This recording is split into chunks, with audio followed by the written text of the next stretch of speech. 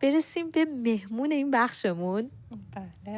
که مهمونمون همونطور که شیدا گفتی ایشون از اعضای کانال یوتیوبی من و تو هستن، بخشی از خانواده من و تو. بله و خیلی هم هنرمند هستن و جزو بیننده هایی هستن که مثلا بعضی موقع ها به لایو من و تو که نمیرسن حتما بعدش نگاه میکنن، نظرشون رو میدن و ما خب از این بابت خیلی خوششانس هستیم که یه همچین بیننده های عزیزی رو داریم و قدردانشون هستیم.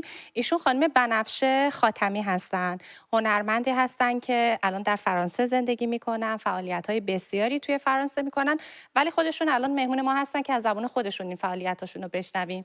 بنفشه جان سلام، خیلی خوش اومدی به من و توها.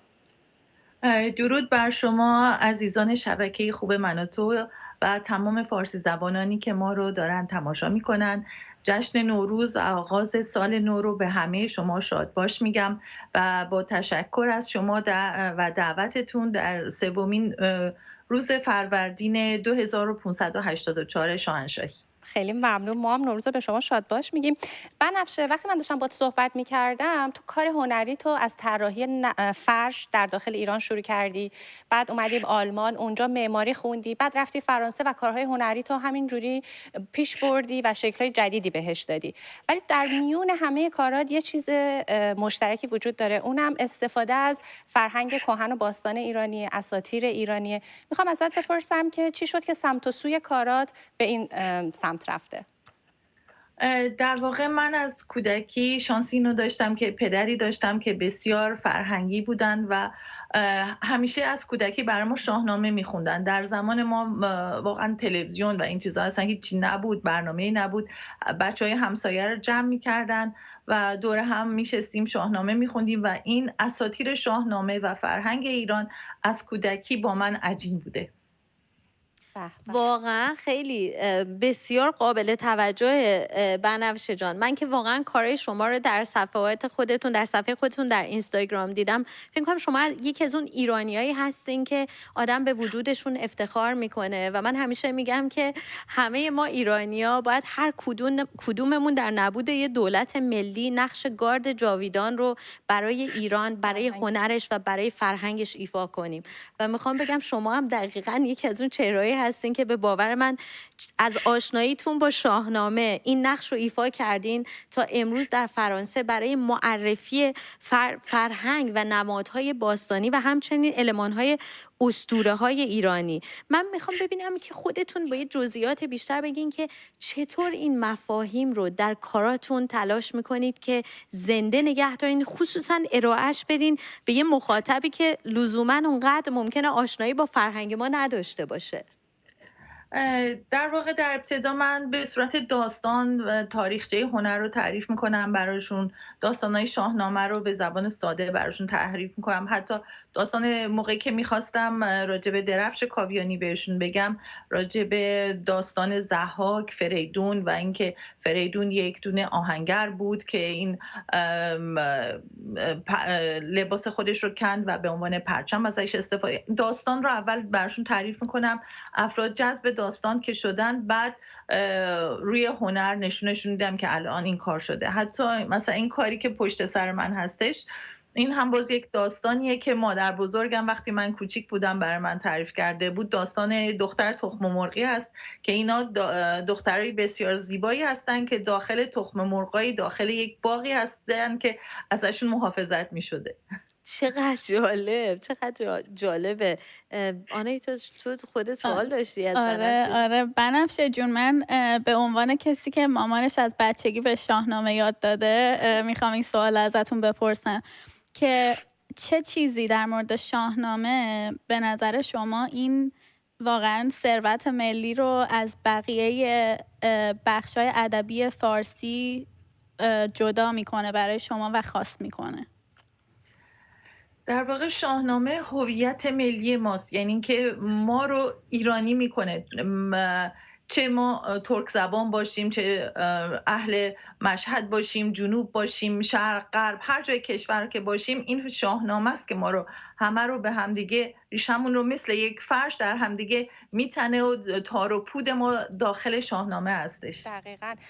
بنفشه جون، شما روز نوروز یه دوره همی به مناسبت نوروز توی فرانسه برپا کرده بودین.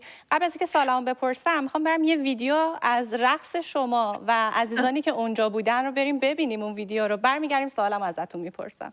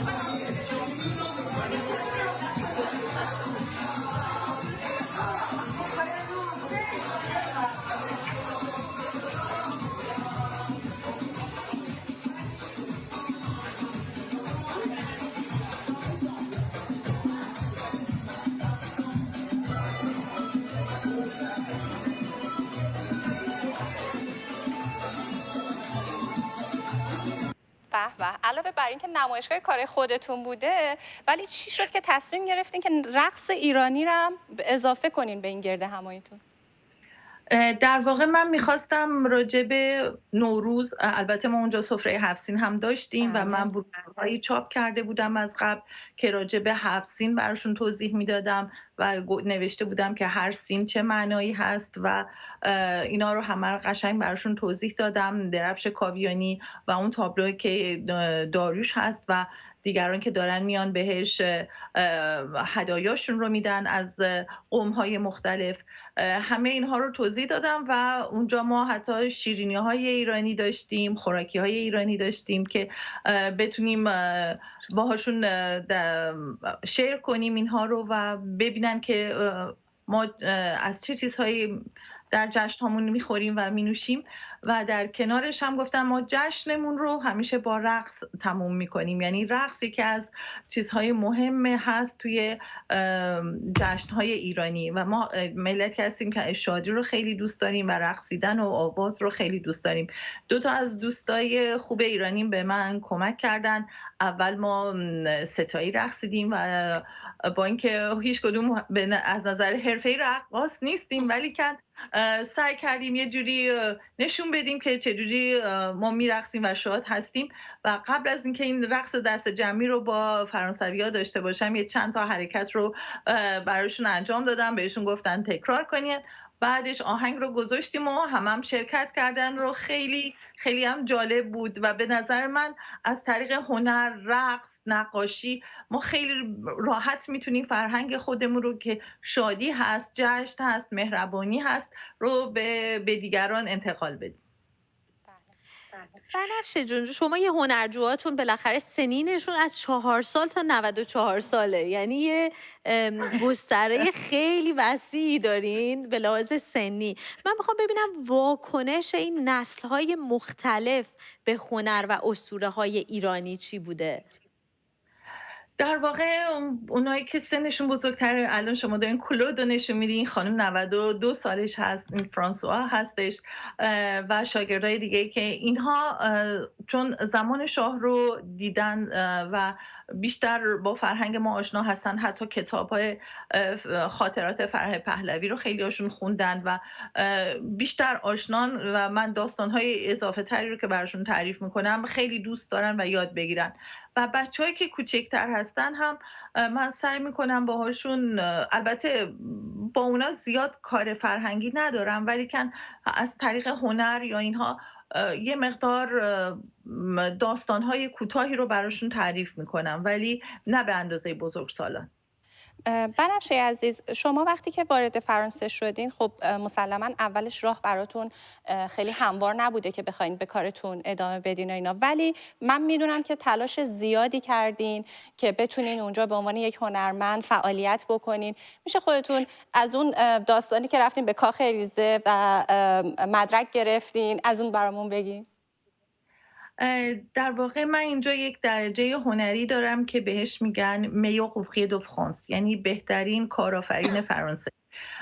و این در رشته‌های مختلف، این یک کنکوری هست که در رشته‌های مختلف برگزار میشه، یعنی آرایشگری، قصابی، نقاشی روی ابریشم، آرایش سگ و گربه، کامپیوتر، هر چیزی، هر کسی که تو هر کاری کارآفرین هست و حد هنری داره، یک مسابقه است که در اون شرکت میکنه و اگر که در حد معیارهای این مسابقه باشه میتونه برنده این مدال بشه، که من افتخار داشتم که تونستم برنده این مدال باشم. و در اون سالی که ما برنده شدیم سال 2015 بودش، جناب فرانسوا اولند رئیس جمهور فرانسه بود و این کتابی هست که خانم‌هایی که این مدال رو بردن درش چاپ شده و اینجا توی این عکس منو با مدالم می‌بینین. در واقع 10 نفر رو انتخاب کردن از بین 250 نفری که ما اون سال این مدال رو بردیم. 10 نفر رو انتخاب کردن که در کاخ الیزه نمایشگاهی داشته باشن که من افتخار داشتم جزو یک از این 10 نفر بودم که تونستم با فرانسوا اولند یه مقدار صحبت کنم راجع به هنر و فرهنگ. به هر حال نمایندگانی مثل شما بنفشه جون باعث افتخار ما هم به عنوان ایرانی هستن. من معمولا با خیلی کسانی که صحبت میکنم ازشون همیشه این سوالو میپرسم که چطور ما یه رسانه‌ای مثل من و تو میتونه توی آگاهی بخشی درباره فرهنگ و هنر ایرانی تاثیرگذار باشه. البته یه بخشش میدونم دعوت از دوستانی مثل شماست. واقعا شما خودتون احتیاج به راهنمای من ندارین. کاری که شما رسانه من و تو داره در این راه انجام میده بهترین کاری هستش که میکنه. با این مستندایی میسازین، با این هنرمندهای معروفی که همه رو دعوت میکنین و کسانی رو که حمایت میکنین از داخل ایران، واقعا باعث من خودم به شما تبریک بگم و از شما میآموزم. خیلی ممنونم، سپاسگزارم. عزیزمونم اون گوشه اومد پشتشو کرد به ما، ولی خیلی بامزه. این دوستمون رو نمیشه بیاریم معرفی کنیم به بینندگانی که دارن برنامه رو تماشا میکنن؟ چون دیدم چند بار تو طول صحبت‌ها چقدر خوشگله. اسمش چیه؟ اسمش آپولونه. آپولون یعنی چی؟ من دیگه بنفشه جان از شما انتظار دارم که یه اسم اسطوره‌ای شاهنامه‌ای بذارید. اینو دخترم گذاشته، اسطوره یونانی گذاشته. خیلی ممنونم از حضورتون. امیدوارم که براتون آرزوی موفقیت‌های بیشتر میکنم. شما خودتون از اعضای فعال کانال یوتیوبی ما هستین، همچنان ما رو در جریان فعالیتاتون قرار بدین، موفقیتاتون، و امیدوارم که باز هم از حضورتون در برنامه استفاده کنیم. با سپاس از شما و به امید پیروزی نور بر تاریکی. سپاسگزارم. خدا نگهدار.